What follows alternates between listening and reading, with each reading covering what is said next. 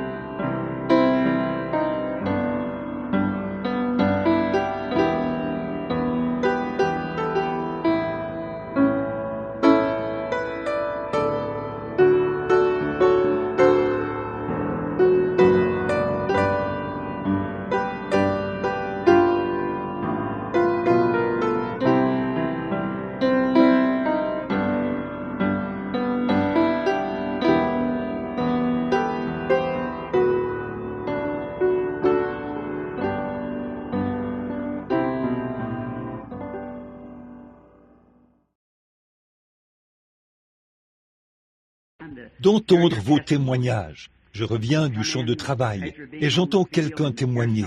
Je suis vraiment heureux de voir frère Jeffries. Là, je l'appelle Creechy. Je ne savais pas qu'il était à la réunion.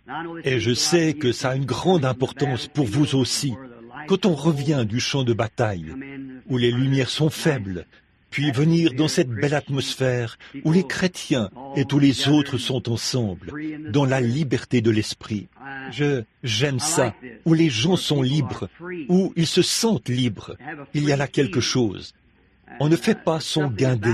On est simplement, on disait autrefois, enlevez votre faux col et faites comme chez vous.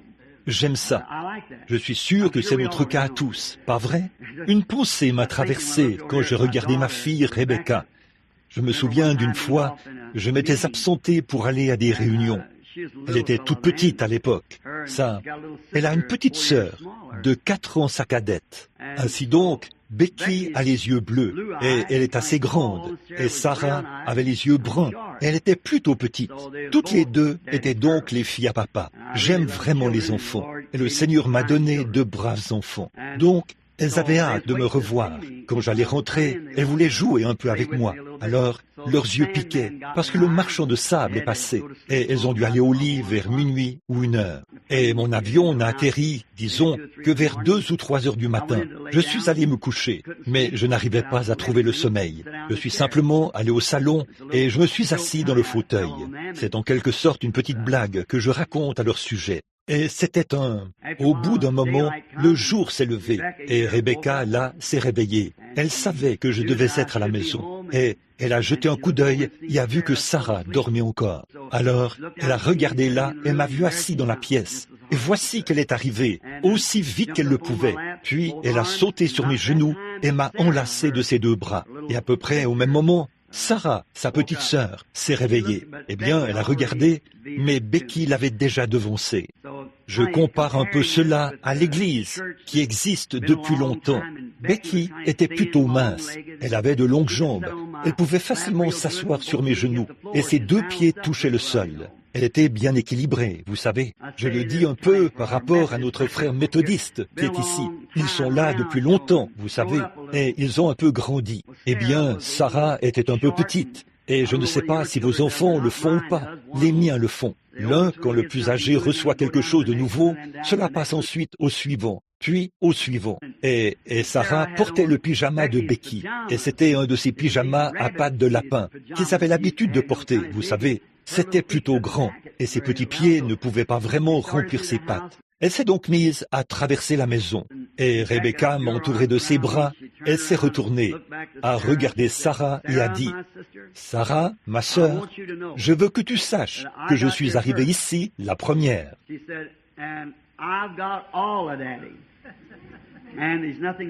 Elle a dit, « Papa est tout à moi, et il ne reste plus rien pour toi. » Eh bien, Sarah s'est sentie un peu blessée, vous savez. Alors, elle a fait l'amour. Et ça me rappelle peut-être un peu les églises qui ont été sur la route depuis longtemps, vous savez. Elles en connaissent tous les tenants, les aboutissants. Et elles peuvent s'asseoir et les expliquer par toute la théologie. Et la prêcher en grec et tout. Je compare cela à Rebecca. Alors Sarah a regardé autour d'elle. Elle a fait l'amour. Et elle s'est tournée pour repartir dans la pièce. Je lui ai fait un genre de clin d'œil. Je lui ai fait signe de venir comme ça. Et je lui ai présenté mon autre jambe. C'est exactement ce qu'elle attendait. Voilà qu'elle est arrivée et a sauté sur cette jambe. Et ses petites jambes étaient courtes, vous savez, et elle n'arrivait pas à toucher le sol. Elle était un peu vacillante. Alors, je l'ai entourée de mes bras pour l'empêcher de tomber, et je l'ai serrée contre moi. Elle a appuyé sa tête contre ma poitrine, et est restée là un petit moment. Puis, elle a regardé vers Rebecca. Elle a dit, « Rebecca, ma sœur ?» Voyez, elle a dit, « Je veux aussi te faire comprendre quelque chose. Tu es peut-être arrivée la première, et papa est peut-être tout à toi. Mais je veux que tu saches que moi, Je suis toute à papa. Alors, c'est un peu comme ça. Vous savez, il se peut que je ne connaisse pas tous les tenants et les aboutissants, mais tant que je suis tout à lui, c'est tout ce qui compte. Laissons-le simplement nous prendre et nous utiliser comme bon lui semble. J'apprécie vraiment ce séjour ici et cette belle communion entre ces braves frères, ces ministres, toute la collaboration des accompagnateurs individuels et tout ce qui était fait, le Ramadan et leur belle collaboration. Je regrette simplement que ça ne dure que 4 jours. Vous voyez, à peine commencez-vous à connaître les gens, et les gens commencent-ils à vous connaître, que vous devez déjà les quitter, au moment même où quelque chose pourrait vraiment être fait pour vraiment magnifier Dieu. Et les choses qui se passent, ce serait peut-être nouveau pour beaucoup d'entre vous, et vous ne les comprendriez pas. On ne peut pas expliquer cela en seulement un soir ou deux. Alors, une fois qu'on est bien installé, bien sûr, on pourrait le faire. Il s'est passé beaucoup de choses. Vous, les pasteurs, rappelez-vous que dans les prochaines semaines, il y aura des femmes qui viendront vous voir dans vos églises et qui vous diront, vous savez, j'avais un problème gynécologique. C'est parti. L'autre dira, j'avais un problème d'estomac. C'est parti. Je ne pourrais pas nommer tous les cas. Ça fusait de toutes parts. La foi s'exprimait partout. Par exemple, il y a quelques instants, un homme est venu ici et il a posé sa main sur mon épaule. Et il a dit, j'ai regardé cet homme. Je me suis dit, il me semble que je connais cet homme. Je l'avais déjà vu quelque part. Et il a dit, vous vous souvenez de moi? Et je ne crois pas. Alors il a dit, j'ai assisté à votre série de réunions à Saskatoon, en Saskatchewan, en 1940, vers 1942, ou quelque chose comme ça. Ça fait très longtemps. Il y a bien des années de cela. Et j'ai dit, oui. Je me disais, j'ai vu cet homme quelque part, mais je n'arrive pas à me souvenir où c'était. Donc, nous avons continué. Il a continué à parler. Au bout de quelques instants, il m'est revenu à l'esprit qu'il y a quelques soirs, il y avait une dame. Je crois qu'elle était plutôt grisonnante, et elle se tenait sur l'estrade. Et si je faisais face à l'Est, ce qui est vraiment une tradition chez moi, car j'aime faire face à l'Est, parce qu'il viendra de l'Est. Quand je baptise, c'est généralement dans cette direction-là que je baptise les gens. Et on dirait que toujours à ma droite, parce que chaque fois que cette lumière vient, c'est du côté droit qu'elle vient. Alors j'essaie toujours d'éviter que les gens viennent à moi du côté droit. Et je me tenais un peu dans cette direction-ci, je suppose, comme je me tiens maintenant, selon la disposition des sièges dans ce bâtiment-là. Et à ma gauche, j'ai remarqué qu'il y avait près de moi une femme beaucoup plus jeune que la femme qui se tenait devant moi. Elle portait des vêtements roses, ce qui était différent de ce que portait la femme qui était devant moi. J'ai continué à observer et j'ai baissé les yeux. Et il n'y a pas moyen de l'expliquer. Vous devez simplement le croire. C'est tout. J'ai abaissé le regard. Il y avait une dame assise ici en bas, à ma gauche. Et elle était un peu... Quelque chose n'allait pas chez elle. J'ai regardé de nouveau et voici qu'un homme se tenait près d'elle. Je me suis dit... Il y a quelque chose d'étrange, et j'essayais de fixer mon attention sur la femme à qui je parlais. Parce que, voyez-vous, peut-être que si vous voyez quelque chose se produire, voyez, il pourrait arriver que vous disiez à cette femme-ci ce que cette femme-là avait, voyez. Donc c'est très... Et Satan se tient là, prêt à saisir chaque occasion qu'il peut. C'est simplement la grâce de Dieu, vous voyez, qu'il permette que cela se produise. Et puis, j'ai regardé. J'ai vu cette femme un peu... L'une était beaucoup plus jeune que l'autre, et l'une des femmes était un peu... Elle était bouleversée, troublée mentalement. L'autre femme avait une sorte de maladie très grave. Et alors cet homme, et ce matin, alors que je me tenais ici, je me suis rendu compte que c'était cet homme-là. Et j'ai dit, n'avez-vous pas une femme qui est malade, troublée mentalement, oppressée, quelque chose comme ça? Il a dit... Oui, et j'ai dit, est-ce qu'elle était à la réunion avant-hier soir, et elle s'est assise à ma gauche, vêtue d'une sorte de robe rose, ou quelque chose de ce genre? Il a dit, oui, c'était bien elle. C'est comme ça que j'ai reconnu cet homme. Je crois que j'ai noté son nom. Je n'ai plus une très bonne mémoire. C'est le pasteur M.A.C.K. Il est assis ici quelque part. Et c'était vrai, n'est-ce pas? Et il m'a dit ceci. il y a bien des années de cela, ma femme avait assisté à votre réunion et elle avait été guérie instantanément par un miracle, alors que vous vous adressiez à elle et que vous lui parliez de ses problèmes. Et elle avait été guérie instantanément et quelquefois, d'une maladie rare du sang, d'ulcères et des choses comme ça. Maintenant, vous voyez ce qui s'est passé, si je peux essayer de vous faire comprendre ce que je veux dire. La dame avait la foi, voyez, et pour ce qui est de sa foi, elle croyait, même si elle n'avait probablement pas de quart de prière, ni rien, mais elle croyait, et peut-être davantage que la dame qui se trouvait devant moi. Et là, je crois qu'il a dit que sa femme est venue, et si je ne me trompe pas, c'est elle qui est assise là, près de cet homme. C'est bien cette femme-là, c'est cette femme-là. Quand je la regarde, c'est bien cette dame. Très bien. Donc, voyez-vous ce qu'il en est de la grâce de Dieu à ce sujet? En fait, cette dame croyait vraiment de tout son cœur. Et comme sa foi était tellement plus grande que celle de la personne qui se tenait ici, ça s'est dirigé vers elle. Bien sûr, là, alors l'homme m'a demandé, il a dit, « Frère Branham, y a-t-il quelque chose de très grave au sujet de ma femme? Est-ce qu'elle va se rétablir ou quoi ?» J'ai dit, « Monsieur, je n'en sais rien. Vous voyez, c'est vous qui déclenchez la vision. C'est votre propre foi qui fait cela. Voyez, c'est votre foi qui le fait, pas la mienne. C'est vous. Voyez, Jésus était là, au milieu de ces gens, et cette femme a touché son vêtement. Il ne savait même pas qui l'avait touché. Il a dit, « Qui m'a touché ?» Eh bien, Jésus ne parle pas juste pour parler. Lui, il ne savait vraiment pas qui avait fait cela. Puis il a parcouru l'auditoire du regard, jusqu'à ce qu'il trouve cette femme. Voyez, alors, il lui a parlé de la foi qu'elle avait. Donc, je ne le saurais pas. Et aussi, parfois, vous voyez, je suppose qu'on ne vous a pas expliqué ces choses. Mais là, voyez-vous, ce que vous êtes, ce qui ne va pas chez vous, c'est le Saint-Esprit qui le révèle. Et parfois, j'observe cela, et ça devient sombre, ou comme une ombre. Là, je ne dis rien, parce que c'est peut-être la mort. À ce moment-là, je dis simplement, allez, que le Seigneur vous bénisse. Et peut-être, si les gens restent là suffisamment longtemps, qu'ils attendent là pour voir ce que le Seigneur dit, et à ce moment-là, c'est ce que lui dit. Alors, c'est que la vision a montré, ce qui ne va pas chez vous, ou ce que vous avez fait. Après cela, restez tranquille et attendez. Je remarque que les gens repartent tout de suite. Voyez, restez tranquille. Tenez-vous simplement là, attendez, et voyez ce qu'il dit. Et là, vous saurez. Si ça revient et que je vois une vision de ce que vous serez, cela montre ce que vous avez été. Si donc je peux voir ce que vous serez, vous remarquerez que c'est toujours « Ainsi dit le Seigneur ». Et alors notez ça et voyez si ça ne se produit pas à la lettre.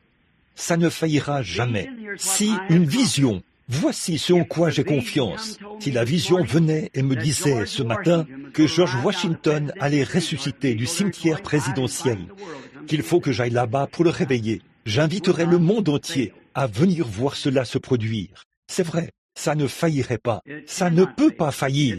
Ça n'a jamais failli et ça ne faillira jamais. Tant que vous n'essayez pas de vous appuyer sur l'impression que vous avez. Et maintenant, bien des fois, je pense que nous sommes tous des pentecôtistes ici ce matin, n'est-ce pas?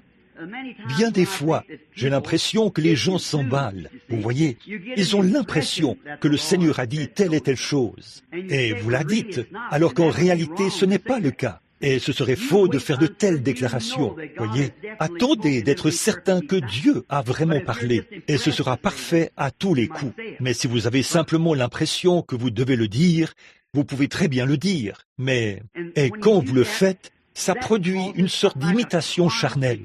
Et là, en réalité, mon frère, ma sœur, ça n'aide pas Dieu, ça fait obstacle à Dieu. Vous voyez? Et peut-être que Dieu vous appelle à être un témoin ou autre chose. Dans ce cas, restez fidèle à ce que Dieu vous dit de faire. Soyez un véritable témoin. Maintenant, ceci a été une grande série de réunions. C'est l'un des meilleurs groupes de gens de foi. Ces ministres ici derrière moi, avec qui j'ai jamais été. Et les gens dans l'auditoire ont été formidables. Je regrette simplement que nous devions terminer si vite, de cette manière. Mais j'espère que je reviendrai un de ces jours, si telle est la volonté du Seigneur. Je suppose que l'organisateur qui est ici, frère Borders, a été présenté aux gens, et j'aimerais qu'il se lève. Frère Roy Borders a été avec moi dans beaucoup de grandes luttes. Voudrais-tu te lever, frère Borders? Il est très humble. Frère Borders ne sait pas ceci, mais ça m'a frappé une fois de plus. Je vais le lui dire maintenant. Frère Borders est un homme malade. Il faut que je le rencontre et que j'aille avec lui après le service de ce matin. Frère Borders, j'espère que ça ne te surprendra pas, mais le Seigneur doit toucher frère Borders tout de suite. Il a une valve qui se ferme dans son cœur. C'est tout à fait vrai. Je ne lui ai pas du tout parlé avant cet instant où vous me voyez le faire sur l'estrade. Mais c'est vrai, je vais parler à cette femme pendant que le Saint-Esprit est sur moi. Après quoi, je devrais arrêter, vous voyez, parce que ça commence à se mouvoir. Cette dame qui est assise ici en ce moment et qui regarde par ici, dont cet homme, sait-on qui, ce n'est rien de grave. C'est le retour d'âge, simplement la ménopause. Ça donne un sentiment d'épuisement, de tristesse, et tout est confus. Vous irez bien, n'ayez pas peur, voyez, c'est exactement ça. Eh bien, le glorieux Saint-Esprit, dans sa présence. J'ai ici des choses que j'ai notées là, par rapport à la petite fille dont cet homme vient de parler. Une petite fille a subi une opération à Phoenix hier. On lui a enlevé un rein ou autre chose. Elle est de l'église de frère Outlaw, un homme qui est présent partout où je vais. Si c'est dans un rayon de 100 à 300 kilomètres, cet homme assiste à toutes les réunions. L'un des membres de son assemblée est ici ce matin. Et une petite fille a subi une opération à cause d'une tumeur maligne sur un rein. Il n'y a que Dieu qui puisse épargner la vie de cet enfant. Une petite fille sourde dont frère Jenkins a parlé. Oh, il y en a tellement qui sont malades et qui ont des besoins. Et maintenant, juste avant de passer à la prédication, dans le service, j'aimerais que nous prions un instant. Courbons la tête. Et s'il y a d'autres requêtes, levez simplement la main. Notre Père Céleste, les glorieuses Écritures divines, des paroles inspirées de Dieu, qui ont été mises par écrit, nous enseignent que nous serions assis ensemble dans les lieux célestes en Jésus-Christ. Et nous avons ce sentiment-là ce matin, alors que nous voyons un groupe de gens en route vers le ciel, un groupe composé de gens de toutes sortes de dénominations qui sont assis ensemble, de les regarder et de voir des hommes qui sont plus âgés que moi et des jeunes hommes qui arrivent sur la scène, exactement comme les feuilles et les fleurs et toute la nature fonctionne, où ce qui est vieux part et ce qui est jeune apparaît. Père Céleste, nous te remercions pour le Saint-Esprit qui nous donne cette grande assurance qu'un jour glorieux, nous nous reverrons. Nous te remercions pour sa grande puissance. Il nous secourt dans nos infirmités. Et nous prions pour cette petite fille dont on a enlevé cette tumeur au rein, qui est cancéreuse. Seigneur Dieu, sois miséricordieux envers cette petite fille. Je me dis, et si c'était mon enfant? C'est la chérie de quelqu'un. Je te prie de la guérir, que la puissance de Satan soit ôtée d'elle. Puisse cet enfant vivre pour la gloire de Dieu. Bénis, je prie ce matin, la petite fille sourde dont on nous a parlé. Je te prie de redonner l'ouïe à cette petite fille, la petite Jenkins. Je prie, Père Céleste, pour frère Borders, mon précieux frère, alors que nous voyons Satan essayer de le retirer du champ de travail. Ô Dieu, nous le réclamons dans l'intérêt du royaume. Et nous prions pour toutes ces demandes spéciales, et pour cette dame qui se tenait là l'autre soir, et dont la foi s'élevait. Tu le lui as maintenant expliqué, Seigneur, et tout ira bien maintenant. Nous te remercions pour ceci. Nous te prions de continuer à être avec nous. Bénis ces ministres. Bénis tous ceux qui ont aidé, les musiciens, ce petit quatuor qui a chanté, et le quatuor de l'église là-bas, ces braves jeunes hommes, la dame qui nous a chanté des chants spéciaux, et toutes ces choses, Seigneur, elles sont trop nombreuses pour que nous nous en souvenions, mais toi, tu les connais toutes. Pour cette auberge Ramada, pour ce brave homme qui s'est tenu ici il y a quelques instants, et qui a dit « Que Dieu vous bénisse ». Ô Dieu, nous prions que cela lui soit imputé et qu'il puisse, Seigneur, être rempli du Saint-Esprit et devenir un grand témoin de Jésus-Christ dans le monde. C'est la plus grande chose qui puisse lui arriver, Père. Nous te prions maintenant de bénir frère Tony et ces braves hommes qui sont ici, même s'ils font partie des laïcs de cette Église. Cependant, ils essayent, les hommes d'affaires, de collaborer pour produire d'autres témoins. Ô Dieu, fais que leurs efforts, qu'ils soient remplis de l'Esprit et qu'ils aient le discernement afin de savoir ce qu'il faut faire et comment œuvrer pour le Seigneur Jésus. Bénis le message de ce matin, Seigneur, alors que je parlerai, et je te prie de loindre de tes bénédictions. Et quand nous repartirons, nous pourrons dire comme ceux qui revenaient d'Emmaüs, notre cœur brûlait en chemin. Aussi, Père, s'il y a ici quelqu'un qui n'est pas sauvé, quelqu'un qui ne te connaît pas, ou qui est juste un membre d'Église, puisse la grande puissance du Saint-Esprit lui révéler aujourd'hui qu'il a besoin du salut par le chemin approprié que Dieu a pourvu. Le seul chemin, Jésus-Christ, car nous le demandons en son nom. Amen. Je vous remercie une fois de plus. Il y a une chose que j'ai oublié de mentionner tout à l'heure.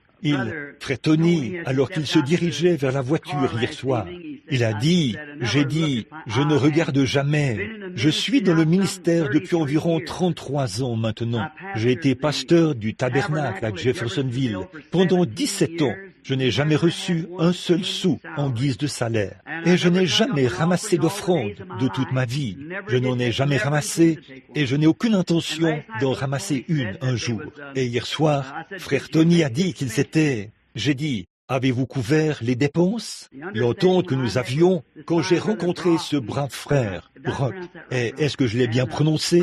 Brock et frère Gilmore, et quelques autres frères là-bas l'autre soir. J'ai dit, maintenant, ils demandent ce qu'il en est de la situation financière. Et je dis, seulement les dépenses, quelles qu'elles soient, ça s'arrête là. Eh bien, a-t-il dit, nous voulons ramasser une offrande pour vous. J'ai dit, non, non, ne le faites pas. Je reçois $100 par semaine de mon église, et ça suffit. Et je dis, c'est tout ce dont j'ai besoin. Je n'ai besoin de rien, vous voyez. Je pense à l'autre côté, là-bas, quelque chose là-bas. Et je sais que j'ai essayé de garder mon ministère. Tant de gens sont venus là, et même l'organisateur. Ils ont dit, frère Branham, ça devrait être sous les feux des projecteurs.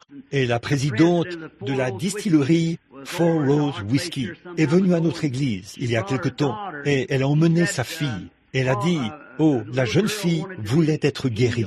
Et elle a dit qu'elle avait entendu parler de ces choses et qu'elle allait subir une opération.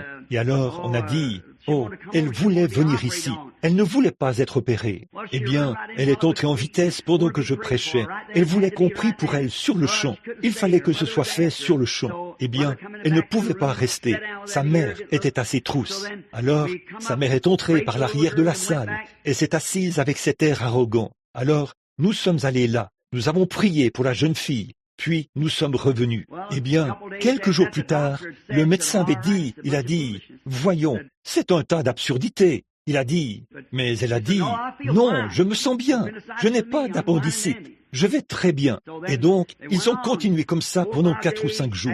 Après quelque temps, vous voyez, comme je l'ai expliqué, après environ 72 heures, ce symptôme réapparaît, si vous avez vraiment été guéri.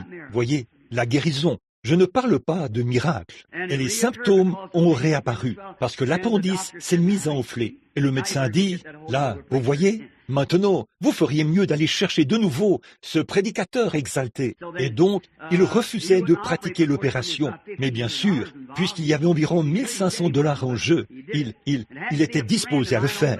Il avait dit qu'il ne le ferait pas, mais il l'a fait. Il s'est trouvé qu'un de mes amis faisait partie de l'équipe médicale. Et quand ils ont ouvert le corps de la jeune fille, pour enlever l'appendice, il n'y avait rien qui clochait. Voyez, ils l'avaient opéré pour rien. Ils n'ont simplement pas retiré l'appendice parce qu'il n'avait pas d'infection du tout. Et ce médecin de mes amis, qui faisait partie de cette équipe médicale qui avait assisté à l'opération, est venu et il m'en a parlé. Là, vous voyez ce qu'il en était. Elle était toute agitée et ne savaient pas comment s'accrocher à cette foi, voyez. Et là, nous n'avons pas l'occasion d'expliquer ces choses. Alors, ça a fait que mon ami médecin a parlé à la mère et lui a dit, on n'a pas retiré l'appendice. Ils ont dit, elle avait besoin de cet appendice et il n'était pas infecté. Ça n'avait rien du tout. C'était tout à fait normal. Rose, comme il se doit. Et la mère est devenue une croyante. Alors elle m'a dit, ce qu'il faut faire, c'est que votre ministère cesse de rester dans un coin, que seul un groupe de gens ordinaires fréquente. On devrait en faire la publicité d'un bout à l'autre du pays et l'afficher sur des panneaux publicitaires. Eh bien, c'est exactement ce que le diable veut. C'est vrai, voyez, mais non. Je ne veux pas qu'il en soit ainsi. Je veux que ce soit tel que je puisse aller n'importe où, faire là où le Seigneur m'appelle, c'est là que je veux aller, simplement là où il gardait cela modeste, et laisser le Seigneur nous diriger vers l'endroit où il désire nous diriger. Ainsi donc, vous autres, vous pour qui on a prié, si vous, après environ 72 heures, la corruption s'installe, ça, nous le savons, la mortification commence. Après 72 heures, si quelque chose réapparaît, si vous croyez vraiment cela de tout votre cœur, rien ne va arrêter ce processus. Continuez à croire quoi qu'il arrive. Ne lâchez pas prise. Tout rentrera dans l'ordre. Mais vous ne pouvez pas faire semblant là. Vous devez vraiment être convaincu que c'est réglé. Voyez, il y a toute une différence entre l'espérance et la foi. L'espérance se contente d'espérer quelque chose. La foi est convaincue que c'est réglé. Voilà donc la différence. Bon, ce matin, je ne veux pas vous retenir. Il est déjà 10 heures. Et, voyez, environ 10h06, d'après cette montre que Billy m'a donnée. Et maintenant, je veux lire un verset du livre d'Ésaïe, au chapitre 1, et faire juste quelques commentaires. Et j'ai noté ici quelques passages de l'Écriture auxquels je pourrais me référer. Je vais vous retenir juste une trentaine de minutes. Puis nous serons prêts à partir, si le Seigneur le veut. Ésaïe, chapitre 1, verset 18. « Venez et plaidons, dit l'Éternel. Si vos péchés sont comme le cramoisi, ils deviendront blancs comme la neige. Si rouges comme la pourpre, ils deviendront blancs comme la laine. » Maintenant, que le Seigneur ajoute ses bénédictions à la lecture de sa parole. Et je veux parler du sujet « conférence ». Tenir une conférence. Oh Seigneur, bénis la parole maintenant et puisse les semences tomber dans nos cœurs, là où nous en avons besoin. Et, oh Seigneur, que le mien soit ouvert, de même que celui de chacun ici, afin que nous comprenions l'heure où nous vivons et ce que nous devrions faire. C'est au nom de Jésus que nous le demandons. Amen. À propos des conférences, nous en entendons tellement parler de nos jours. On tient des conférences sur tout. Et franchement, c'est à cela que nous assistons ici ce matin. Une conférence. On en entend tellement parler. Et on en tient dans beaucoup d'endroits différents. Il y a tant de choses qui sont accomplies par le biais des conférences. Je pense que c'est quelque chose que nous devrions faire. Tenir une conférence. Et d'habitude, c'est en cas d'urgence qu'on en tient. D'habitude, quand il y a une urgence, alors on tient une conférence. On convoque rapidement une conférence. Et c'est dans ce sens-là que nous l'envisageons. Bon, ici, beaucoup d'entre vous se souviennent de, par exemple, la conférence qui s'est tenue sur la crise mondiale, quand l'Allemagne était en guerre contre le reste du monde, alors que le président Roosevelt était président des États-Unis. Et il y a eu les 4 autres grands, comme on les appelle. Ils ont tenu ce qu'on appelait la conférence du Conseil des 4. Et Churchill, et ils se sont réunis. Et il leur a fallu tenir ce qu'ils ont appelé la conférence du Conseil des 4 du monde libre. Parce qu'il leur fallait se réunir, mettre en commun leurs idées et adopter une stratégie quelque part. Étant donné que l'ennemi gagnait du terrain et qu'il fallait l'arrêter. Ainsi donc, ils devaient se réunir afin de pouvoir, avec les plus sages des groupes, Et là, ils s'échangeaient leurs idées les uns les autres. Puis, ils les mettaient en commun pour voir ce qu'ils en tireraient. Ça, c'était la conférence du Conseil des Quatre. Et il leur fallait organiser la riposte, déterminer ou positionner leurs armées, dont certaines, comme la 5e armée, la 4e armée, la 10e armée, et ainsi de suite, et voir comment ils pouvaient travailler ensemble et identifier les forteresses de l'ennemi. Et si vous remarquez, on essaie toujours de frapper cette colonne vertébrale. C'est le point vital. C'est toujours frapper l'ennemi. Si vous voulez le tuer, vous devez le frapper à un point vital. Sinon, vous ne le tuerez pas. Ainsi donc, il n'y a qu'une seule chose à faire. C'est comme organiser une réunion. Si nous pouvions prendre le royaume de Dieu, comme les hommes l'ont dit bien des fois, dans le ministère, un peu comme ce qu'a déclaré cette femme qui a dit, si vous réunissiez les gens importants, les grands intellectuels, et que vous les rassembliez, et ensuite vous frappez les choses à partir de là. Mais voyez-vous, vous frappez la mauvaise cible. Voyez, si je peux rassembler des ministres, si je peux rassembler un groupe d'hommes sauvés par Dieu et les amener à voir la puissance qu'est en Jésus-Christ, qu'il vit réellement dans notre cœur et qu'il peut connaître les pensées de l'Esprit, prédire les choses, les annoncer d'avance et faire en sorte que ce soit parfait. Alors ces ministres seront inspirés et ils transmettront cela à leurs fidèles. Vous voyez ce que je veux dire? C'est là qu'il faut frapper, là où se trouvent les armes en ce moment. Et au sein du Conseil des Quatre, il y a eu cette grande conférence. Ensuite, il y a eu une autre conférence qu'on appelait la conférence de Genève. Je suis sûr que beaucoup d'entre vous se souviennent de l'époque où la conférence de Genève devait se tenir. Puis, il y en a eu une autre qu'on appelait la conférence de Paris, lorsqu'ils se sont rencontrés à Paris. On en a constamment, tout le temps. Il y a conférence après conférence après conférence. Et on se réunit parce que le besoin est grand pour la vie nationale. Les cerveaux du monde semblent tellement embrouillés qu'on ne sait pas où, quoi faire. Et le monde entier est mort de peur en ce moment. Ça me rappelle un petit garçon qui rentre chez lui par une nuit sombre et qui traverse le cimetière en sifflotant. Il sifflote aussi fort qu'il le peut, parce qu'il ne fait que se leurrer lui-même. Il ne veut pas admettre qu'il a peur, mais il sifflote pour essayer de se détendre. Mais au fond, il a peur. Derrière chaque pierre tombale, il y a un lutin. Ou, voyez-vous, il a peur. Il sifflote juste pour se tranquilliser un peu.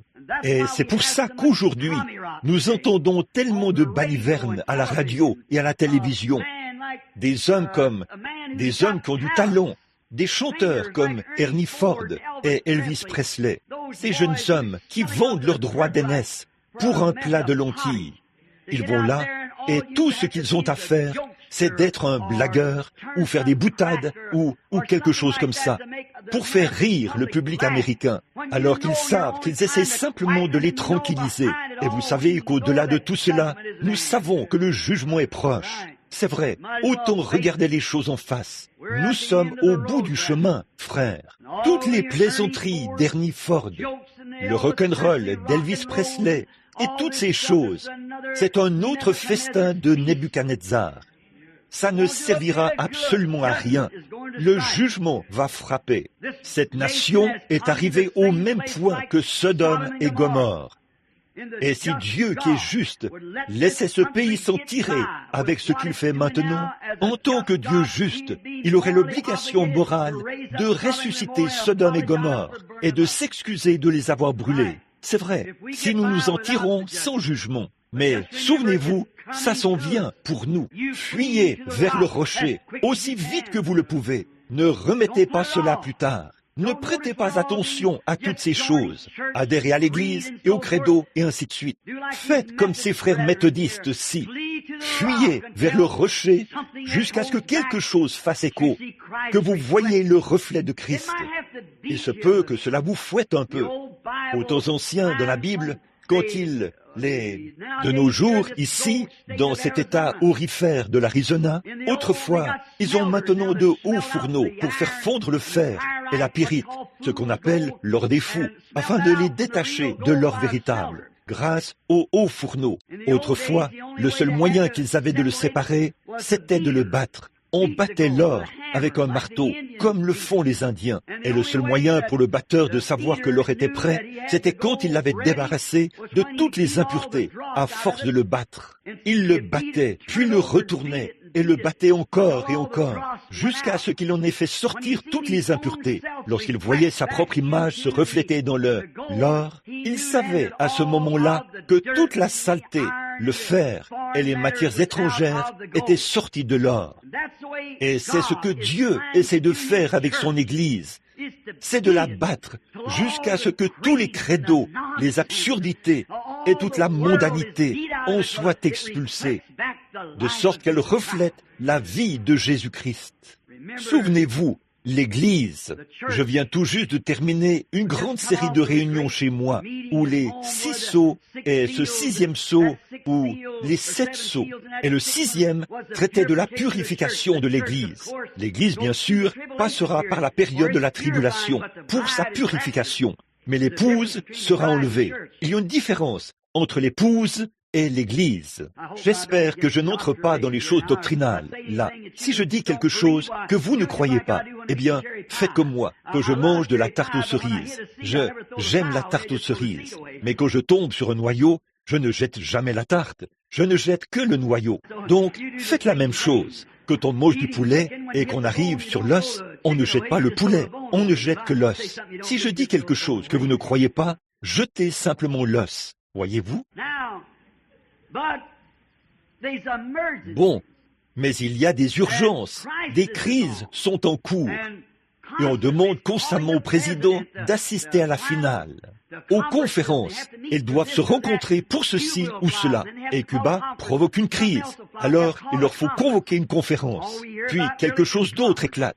Il leur faut convoquer une conférence. Presque tout ce dont on entend parler, ce sont des conférences. Qu'est-ce qu'ils font dans une conférence? Comment l'organise-t-on? Tout d'abord, on se concerte et on choisit un lieu précis. À Genève, j'ai visité cet endroit.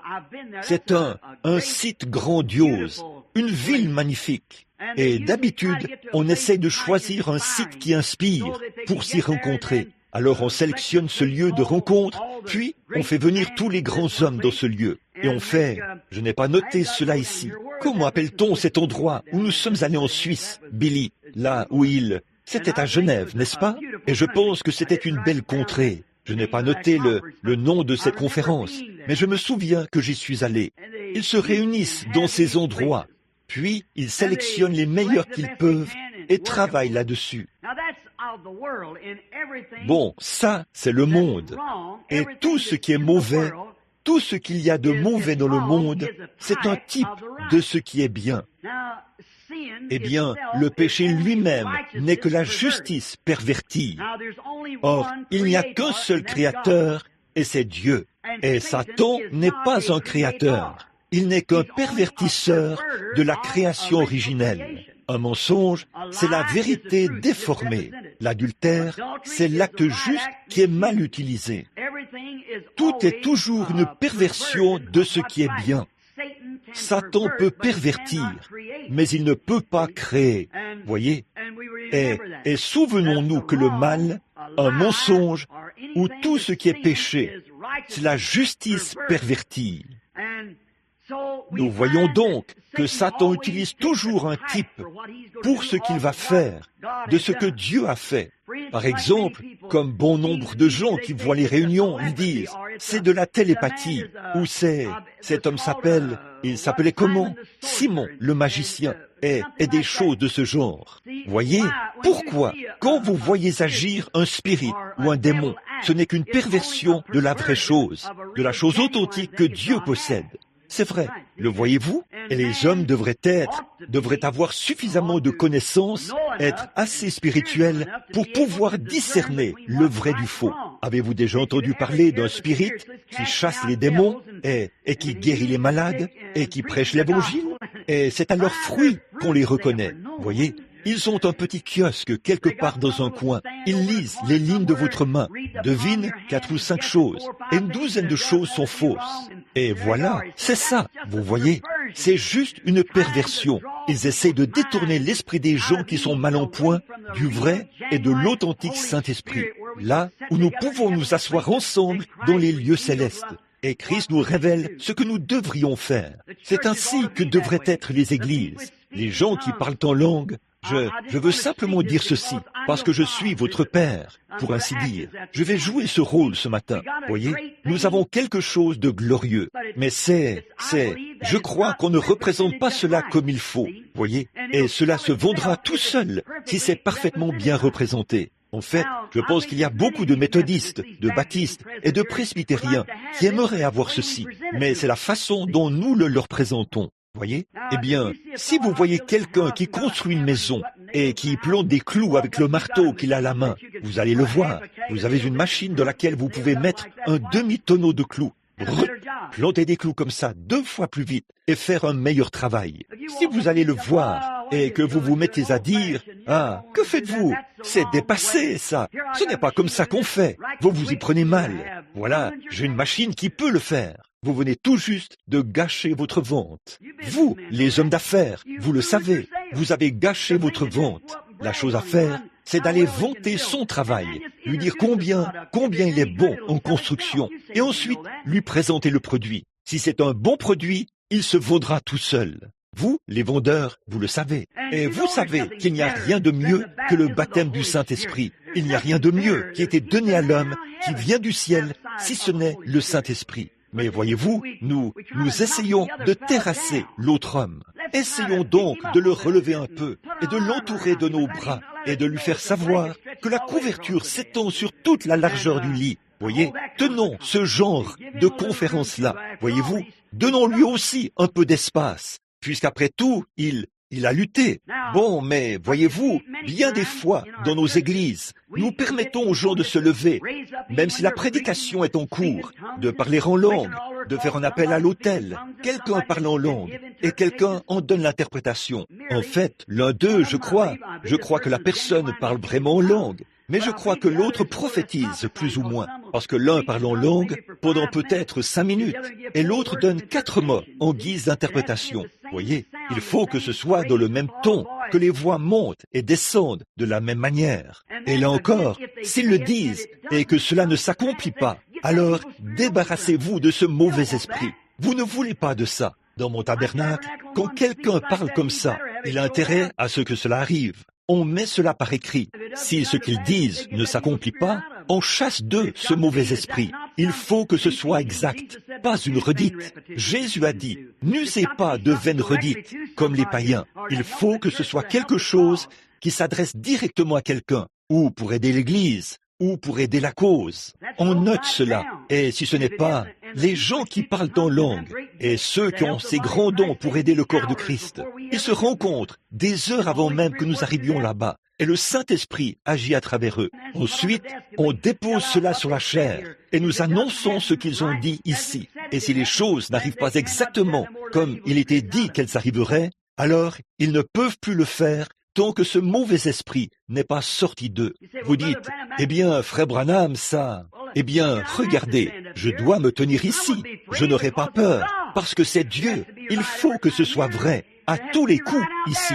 Et il faut que ce soit vrai à tous les coups là-bas. Et là, quand les gens voient ces choses s'accomplir, alors ils croient. Ce dont l'Église pentecôtiste a besoin ce matin, c'est une bonne conférence. C'est tout à fait vrai. Toutes les dénominations, les unitaires, les binitaires, les trinitaires, les quaternaires, et nous tous, et l'Église de Dieu, les assemblées de Dieu, nous tous, nous nous rassemblons et discutons de ces choses. C'est vrai, et nous faisons avancer l'Église. Tant que Satan peut continuer à vous amener à tirer les uns sur les autres, il va s'asseoir et dire, frère, je n'ai même pas besoin de me battre. Mais si nous pouvions simplement nous réunir et regarder à Dieu en tant que frères, puis avancer étant armés et unis, on n'a pas besoin de changer. Et l'un va à une certaine église. Faites comme bon vous semble.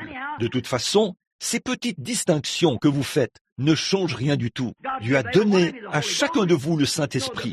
Alors, la Bible dit, Dieu donne le Saint-Esprit à ceux qui lui obéissent. Alors c'est certain que quelqu'un a obéi à Dieu. Mais ce qu'il y a, c'est que tant que Satan peut maintenir de petites divergences, c'est ce qui fait que l'Église est aussi perturbée aujourd'hui. Mettons de côté ces choses-là et rassemblons-nous. Souvenez-vous, l'autre frère est tout autant Christ que nous le sommes. Aucun homme n'est grand, ni petit, ni supérieur. Nous sommes des enfants. Nous sommes un en Christ. Et nos petites divergences ne changent rien. Que Betty veuille une robe bleue et Sarah une robe rouge. Toutes les deux auront une robe. Ça, vous voyez ce que je veux dire? Elles ne doivent donc pas se disputer à ce sujet. Alors, je pense que c'est vraiment ce que nous devrions faire. Bon, nous parlons des conférences mondiales, lors de crises mondiales. Vous savez, Dieu a aussi tenu des conférences. Nous pensons à la conférence de Paris, de Genève, du Conseil des Quatre, et à bien d'autres conférences. Réfléchissons maintenant à quelques-unes des conférences que Dieu a tenues, dont ces autres étaient des types de celles que Dieu avait tenues. Je crois que la première conférence à laquelle je peux penser, d'après l'Écriture, là, je vais l'appeler la conférence de l'Éden de Dieu. Dieu a fait l'homme à son image. Il l'a créé à l'image de Dieu. Il les a créés mâles et femelles. Ils étaient ses enfants bien-aimés et il leur a été donné le libre arbitre. Le vieil incrédule a dit bien des fois, pourquoi un Dieu juste ferait-il une chose pareille et causer toutes les souffrances qu'il y a eu tout au long des âges?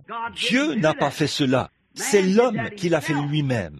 Dieu ne voulait pas qu'il le fasse. Eh bien alors, si Dieu était omnipotent, pourquoi a-t-il même permis que cela arrive? Pourquoi n'a-t-il pas créé l'homme, un homme parfait? C'est parce qu'au commencement, il n'existait rien d'autre que Dieu. Et en Dieu se trouvaient des attributs. Il y avait son attribut d'être un sauveur. Nous savons que c'est vrai. Il est un sauveur. Et cela était en lui. Or, il n'y avait rien de perdu qui puisse être sauvé. En lui se trouvaient les attributs d'être un père. Mais il n'y avait rien envers lequel il pouvait agir comme père. En lui se trouvaient les attributs d'être un guérisseur. Il n'y avait rien de perdu, rien de malade. Donc, la seule chose qu'il pouvait faire, c'était de former l'homme et de lui donner le libre arbitre, sachant qu'il ferait ces choses. Ce n'est pas Dieu lui-même qui l'a fait, c'est l'homme lui-même qui l'a fait. Et vous êtes dans la même situation ce matin. Vous pouvez accepter la vie ou rejeter la vie, mais c'est comme ça que Dieu a fait l'homme, pour il savait qu'il le ferait, quoiqu'il ne voulait pas qu'il le fasse, mais il savait qu'il le ferait, pour que cela puisse manifester ses attributs. Donc, il n'y a rien qui arrive par hasard. Tout s'aligne parfaitement sur le tic-tac de la grande horloge de Dieu, voyez? Et ceci ne fait que manifester ses attributs pour choisir ses enfants qu'il aime vraiment et qui croient en lui. Et tous les hommes ont le même droit. Dieu, qui est infini, savait dès le commencement ce qui serait et ce qui ne serait pas. Ainsi donc, il ne voulait pas qu'aucun... Mais vu qu'il est infini, il le savait forcément. Et donc, il pouvait dire qu'il aurait une église sans tache ni ride, parce qu'il savait qu'il l'aurait. Il est Dieu. Alors, cet endroit charmant dans le jardin d'Éden, où les hommes et les femmes vivaient ensemble. Dieu est un grand entrepreneur. Eh bien, on en a beaucoup ici à Tucson, qui est en pleine construction. Quand je suis venu ici, il y a quelques années, ce n'était qu'une toute petite ville. Et maintenant, là-bas où j'habite, eh bien, les coyotes et les papagos passaient par là quand j'étais ici, il y a quelques années. Et maintenant, il y a, eh bien, ce sont de grands projets et des maisons, et les constructions se poursuivent, se poursuivent, se poursuivent, se poursuivent. Eh bien, qu'est-ce qui se passe? Vous voyez, les entrepreneurs entrent et achètent un terrain et le subdivisent. Et ils construisent des maisons. Or, c'est Dieu qui a fait ça. Voyez, il a disposé toute la matière pour fabriquer nos corps, pendant que ce monde était en train de se former. Or, nous sommes composés de 16 éléments, c'est-à-dire de potasse, de calcium, de pétrole, de lumière cosmique, et ainsi de suite. Et tout cela s'amalgame pour former l'homme. Mais ça, c'était ici avant qu'il y ait un homme sur la terre. Voyez? Dieu a fait nos corps et a disposé la matière ici avant qu'il y ait une terre. Maintenant, vous êtes amenés là-dedans et vous venez ici par Dieu. Et maintenant, vous avez l'occasion de vivre éternellement, si c'est ce que vous choisissez. C'est exactement ce qu'Adam et Ève avaient. Dieu ne peut pas changer, il doit rester le même, donner à chaque homme la même possibilité. Maintenant, nous voyons que Dieu, ça lui a plu quand il a fait l'homme. Il a regardé sa fille et son fils, et combien il était content d'eux. Et puis, nous voyons qu'aussitôt qu'Adam et Ève ont péché, et que le message a été présenté à Dieu, notre Père. Ton enfant est déchu de la grâce. Il s'est éloigné de toi. Oh, comme cela a dû bouleverser son cœur. Et maintenant, remarquez la nature. Quand Adam s'est rendu compte qu'il était perdu, quand il a su qu'il avait mal agi et qu'il lui était démontré qu'il était dans l'erreur, au lieu d'appeler « Ô Père, viens à moi, je suis perdu, j'ai mal agi, j'ai été séduit, viens à moi », il s'est caché. Et c'était Dieu qui parcourait le jardin en criant « Adam, où es-tu » N'est-ce pas la même chose aujourd'hui? Vous pouvez montrer à l'homme, par la parole de Dieu, qu'il a failli. C'est exact. Adam savait qu'il avait failli. Il avait manqué envers la parole de Dieu. Et souvenez-vous, il ne faut pas grand-chose. Vous savez ce qui a causé toute cette maladie et tous ces ennuis et la mort et le chagrin pendant 6000 ans? C'est parce qu'une seule femme a manqué de croire une toute petite sphère, petite phase de la parole de Dieu, juste un petit iota. Elle a cru presque tout cela. Satan lui a dit la vérité sur presque tout cela. Tu feras ces choses et ceci. Puis il a dit, certainement que tu ne mourras pas. Mais le simple fait d'être incrédule à l'égard d'un seul petit iota a causé tous ces ennuis. Pas vrai? Pensez-vous que le fait d'être incrédule à l'égard d'un seul iota vous ramènera après que cela a causé tout ceci? Non, monsieur. Nous devons venir à la parole. C'est la seule. Et ça, c'est Dieu. Au commencement était la parole. Et la parole était avec Dieu. Et la parole était Dieu. Et vous voyez, quand Dieu a fait l'homme, quand il a commencé à couver la terre, là sont apparues comme des fleurs de Pâques. L'herbe est apparue. Les espèces sont apparues. Supérieures et supérieures. Le glorieux Saint-Esprit qui couve, ou couver, ça veut dire materner, roucouler, les fleurs sont apparues. Le Père a dit, c'est merveilleux, continuez comme ça. Et il a couvé. Et au bout d'un moment, les oiseaux sont apparus. Ensuite, les animaux sont apparus. Il faisait des choses toujours plus évoluées, plus évoluées, plus évoluées, plus évoluées. Et finalement, la terre a reflété le reflet de celui qui couvait, Dieu. Et il était à l'image de Dieu. Jamais rien n'était supérieur à un homme. Même nos sœurs bien-aimées, une femme, elle ne fait pas partie de la création originelle. Elle est un produit dérivé de l'homme, une partie de lui. Et ils sont un en Christ.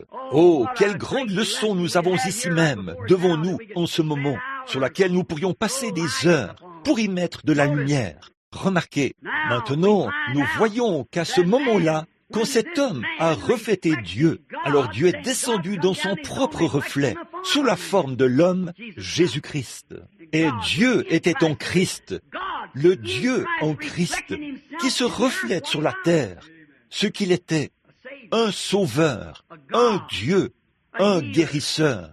Dieu qui manifeste ses vrais attributs à travers un homme, qui était son reflet. Et Dieu, pour obtenir ceci, il ne pouvait pas venir par le sexe, ce qui a fait démarrer les choses, mais il l'a produit par une naissance virginale. Ne pouvez-vous pas voir ce qu'était ce premier péché? Beaucoup ne seront pas d'accord avec ça, et vous criez au sujet de la semence du serpent. Mais voilà, c'est ça, voyez?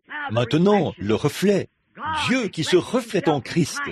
Mais alors, quand cet homme a été perdu, aujourd'hui, quand on montre à l'homme, par la parole, qu'il ne devrait pas faire ces choses. Parfois, il est fidèle à une église. S'il y a quelques-uns de mes amis catholiques ici ce matin, pardonnez-moi cela un instant. Tous les miens sont aussi catholiques, vous savez, catholiques romains. Maintenant, remarquez, quand ce prêtre est venu me voir à propos de beaucoup de grandes guérisons, il a dit, « Vous êtes d'origine catholique, pourquoi n'êtes-vous pas catholique ?» J'ai dit, « Je suis catholique. » Et il a dit, Oh, je ne peux pas croire ça. J'ai dit, votre Église n'enseigne-t-elle pas que cette Bible, que Jésus-Christ a établi la première Église catholique et que ses apôtres étaient catholiques? Oui, j'ai dit, alors je crois exactement ce qu'ils ont écrit. Il a dit, mais Monsieur Branham, a-t-il dit, l'Église change continuellement. Il a donné à Pierre l'autorité d'avoir les clés et il peut lier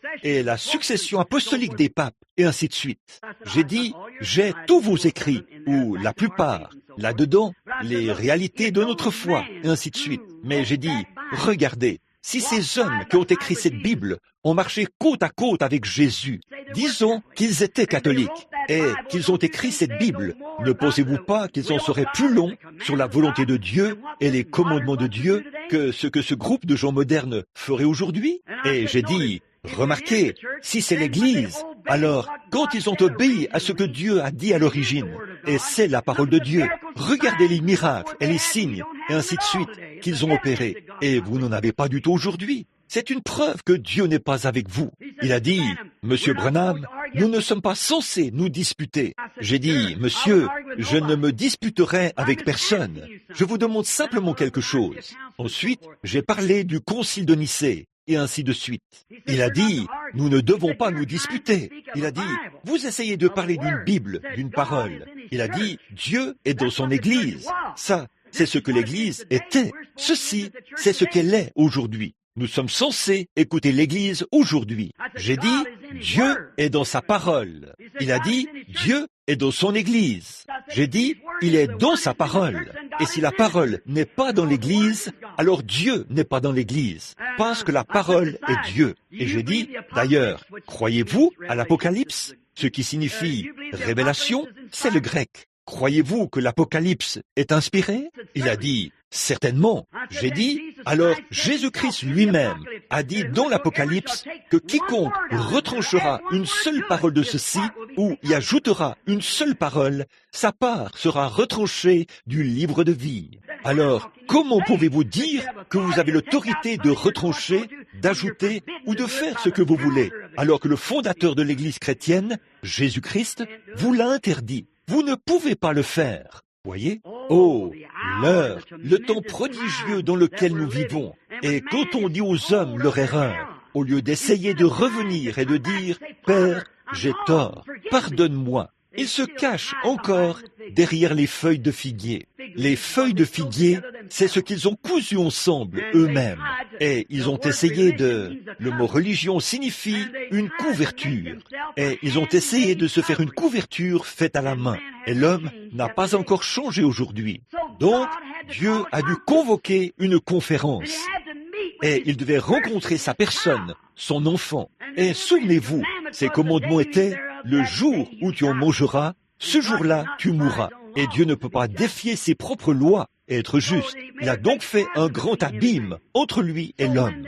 Alors, quand il voulait racheter son enfant, il ne voulait pas qu'il s'en aille comme ça. Alors, il fallait qu'il le rachète. Ils ont donc convoqué une conférence. Et cela a été la première conférence où Dieu a rencontré l'homme. C'était la conférence de l'Éden. Comment va-t-il sauver cet homme?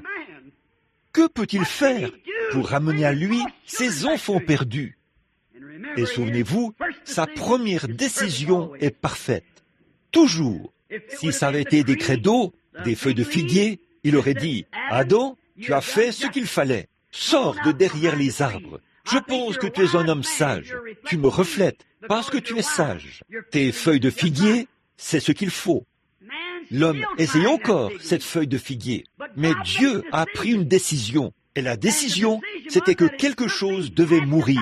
Parce que cela montre ce qu'il est, sa sainteté et sa justice, sa propre loi. Le jour où tu en mangeras, tu mourras. Et il fallait qu'il y ait un substitut avec un sentiment. La vie botanique n'a pas de sentiment. Alors, il fallait qu'il tue quelque chose pour avoir des peaux, pour les couvrir. Et c'était là la décision de Dieu. Comment sauver l'homme, ramener l'homme dans la communion avec lui, en Éden. Et c'est toujours resté comme ça. Aucun homme, je ne sais pas combien de fois, ils ont essayé d'instruire l'homme. Ils ont essayé de lui dire qu'un programme pédagogique pourrait le faire. Combien de fois les églises ont-elles essayé ça? Cela a échoué chaque fois, et cela échouera. Nous essayons de nous organiser. Chaque personne a. Or, je ne suis pas contre l'instruction. Je ne suis pas non plus contre l'organisation. Mais l'organisation et les programmes pédagogiques et toutes les autres choses que nous avons faites de main d'homme, ce sont des feuilles de figuier. Il faut retourner à la décision originelle de Dieu. Lors de cette première conférence, l'Éden, retourner au sang. Le juif, autrefois.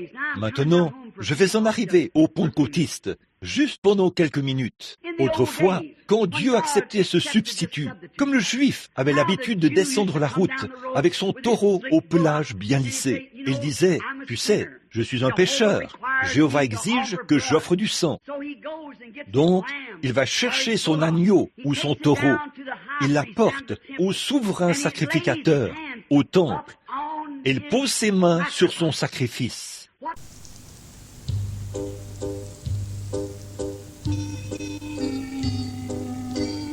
Numéro 156. Il était là au commencement.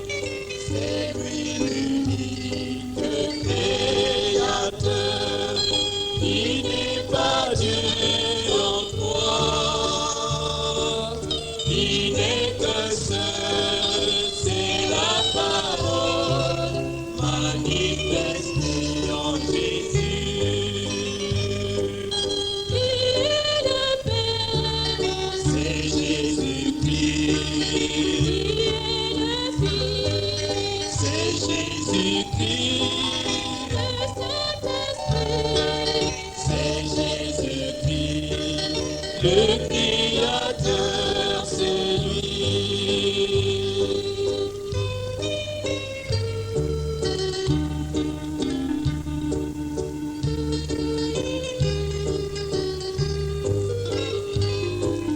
Dieu qui planait au-dessus des eaux, le voici présent devant nous. Tous les grands sages sont adonnés, le tétan de Belzébul. C'est lui le Dieu d'Israël, le Sauveur que nous attendions. Dieu plein d'amour, c'est la parole manifestée en Jésus. Le Tout-Puissant, c'est Jésus-Christ. Le Dieu de vrai, c'est Jésus-Christ. Le Dieu d'Isaac, c'est Jésus-Christ. Dieu d'Israël, c'est lui.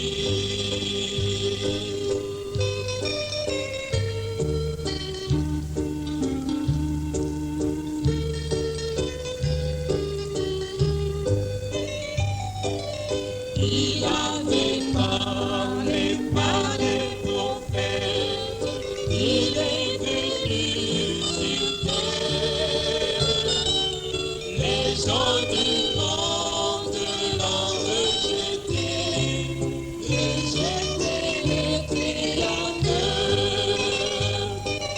Mais nous avons la révélation, Jésus est le Dieu éternel,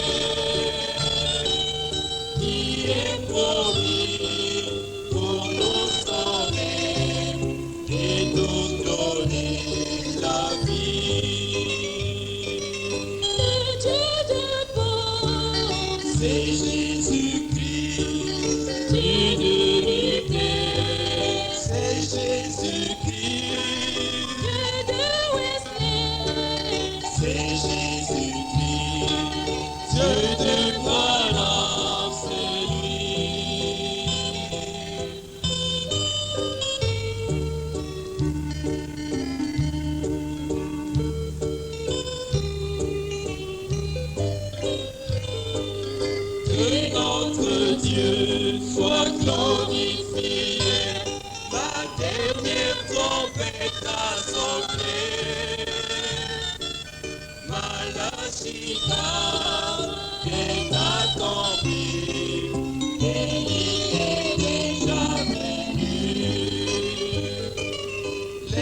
cieux de Dieu sont aussi ouverts, nous attendons l'enlèvement. Et Jésus-Christ vient nous chercher, nous chanterons dans les airs. Le Dieu sauveur, C'est Jésus-Christ, le Rédempteur, c'est Jésus-Christ.